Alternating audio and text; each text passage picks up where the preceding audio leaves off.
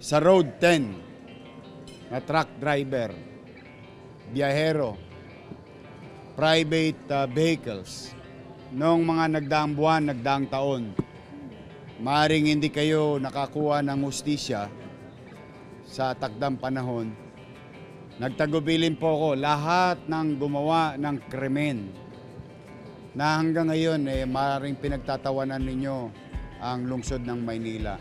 I ordered the full force of the Manila Police District through the leadership of General Guzman na hanapin yung mga taong tong nakuhanan ng video, nakuhanan ng muka. So this is our message to the victims. Maaring hindi kayo kaagad nakatikim ng hustisya, pero sa maliit naming kaparanan bilang lungsod ng Maynila at Manila Police District and the City Council through the leadership of Vice Mayor Chi, hahanapin po sila namin ngayon. Yung citywide curfew, ang enforcement unit ay police. Pero ang katulong ng police ay ang Manila Social Welfare Development through Director J. De La Puente. I-implement na po ang curfew sa Maynila. I hope,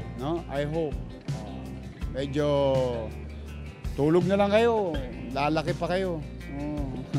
Yeah?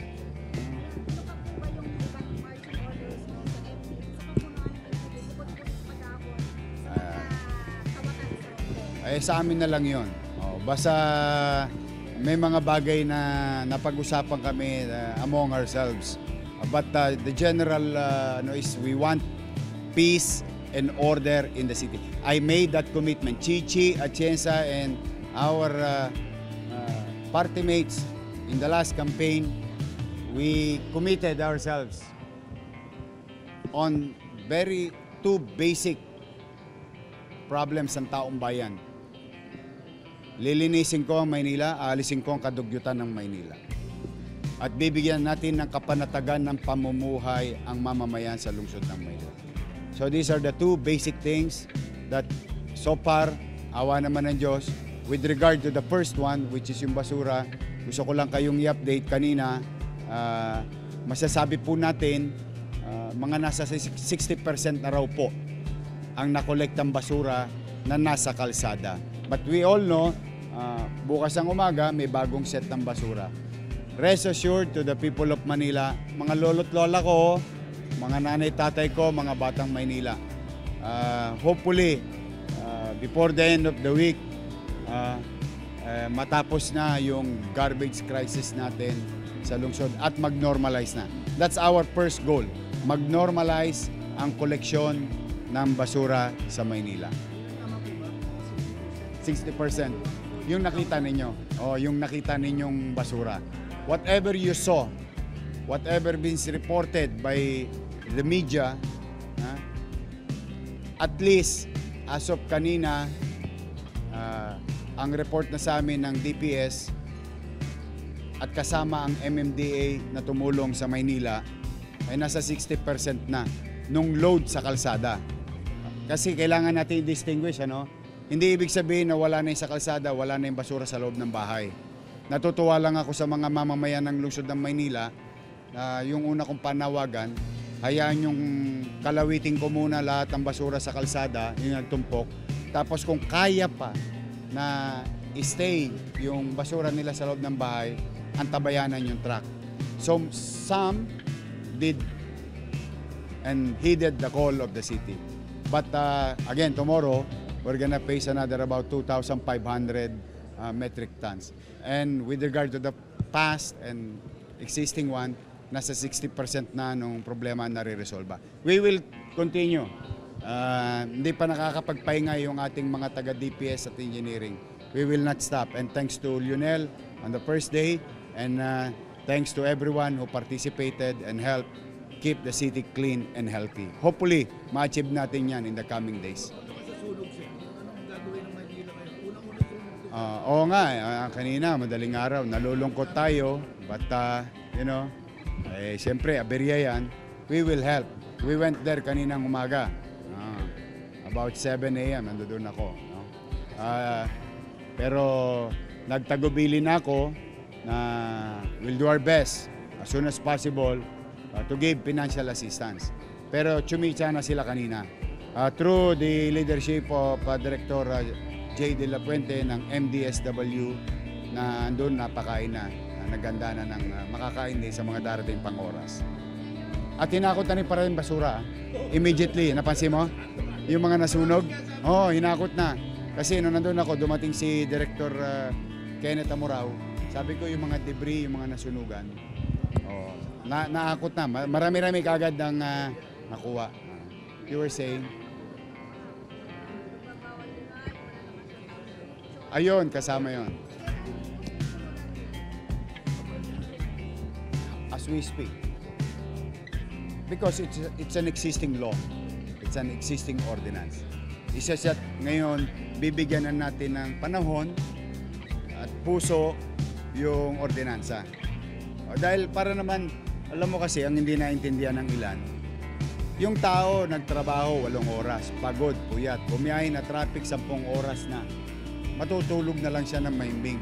Na-disturbo pa siya ng mga tambutyong maingay. It is unfair sa mga mamamayan ng lungsod ng Maynila.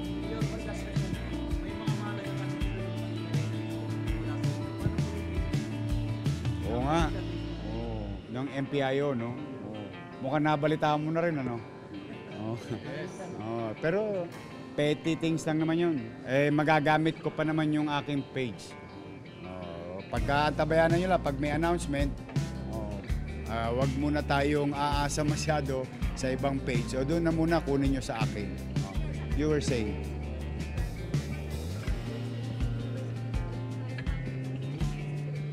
Of course, in line with the directive of the Chief of Police, General Torre, the same thing that the City of Manila will do through the leadership of General Guzman, that there will be police visibility, especially sa University Belt, in the likes of Espanya area and in the likes of Top Avenue. Ayan yung dalawang U-belt natin. And they've been doing that. Nag-iikot na kami ni General Guzman eh. Tapos, on top of that, there is a effort in our own little way na magkaroon ng checkpoint.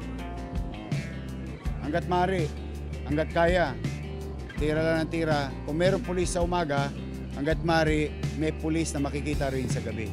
And that's the direction. Sure.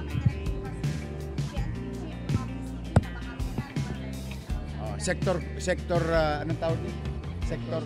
Sectoral na ngayon. Ano po yun? Wala po ba tayong plano na magsimulat sa kanya na may balikan na dalawang magkabati lang? Hindi. Ang gawin natin, ang tingin ko, kung may bagong programa, may bagong pulisiya, sumunod muna tayo. Then we report if it is effective or not.